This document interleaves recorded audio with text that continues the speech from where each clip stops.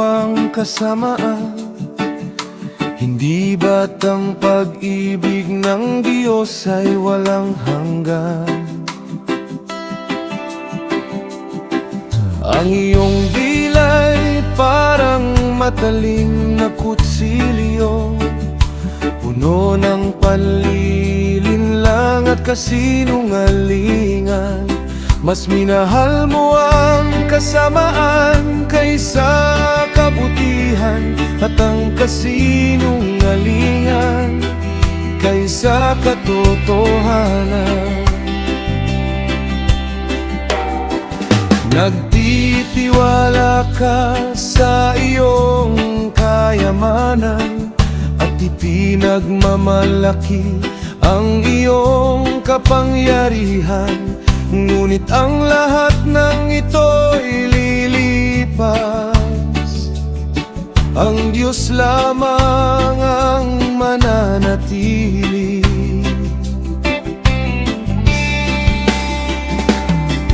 Ang kasamaan ay maaaring lumago, at ang kasinungalingan ay maaaring sumigaw.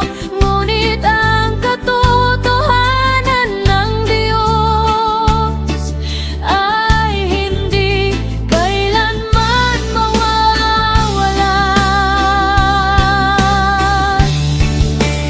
Ngunit ako'y mananatili sa iyong pag-ibig, tulad ng punong olibo sa iyong tahanan. Magpakailanman akong magtitiwala sa iyo, dahil ikaw ay mabuti at tapat.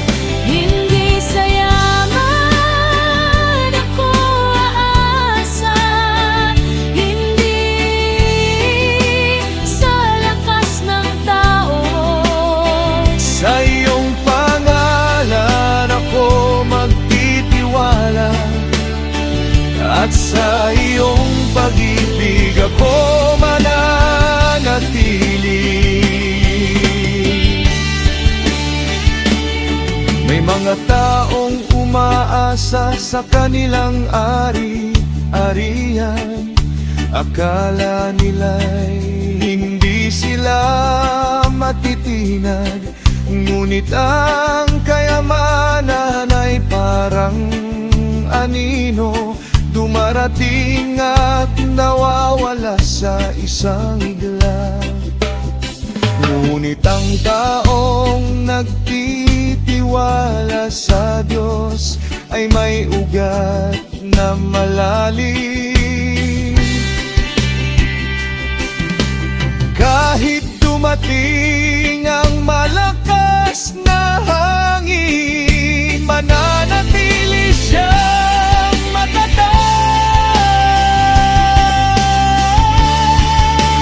Ngunit ako'y mananatili sa iyong pag-ibig, tulad ng punong olibo sa iyong tahanan.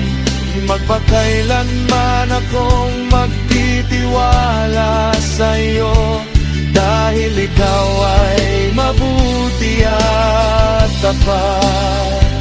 Hindi sa yaman ako aasa, hindi sa lakas ng tao. Sa iyong pangalan ako magtitiwala, at sa iyong pag-ibig ako mananatili.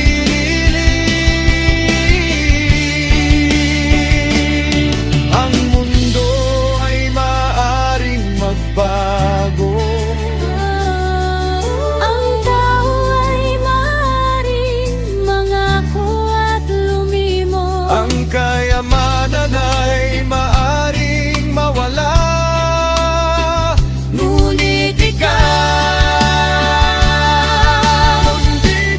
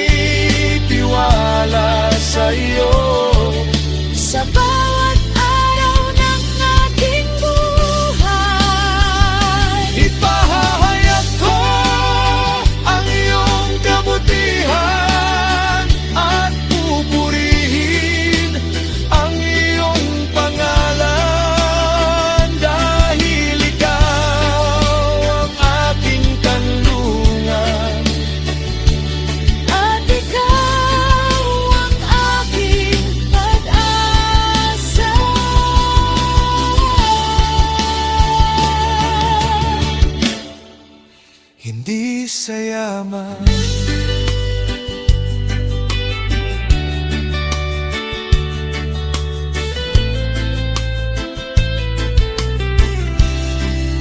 Hindi sa kapangyarihan,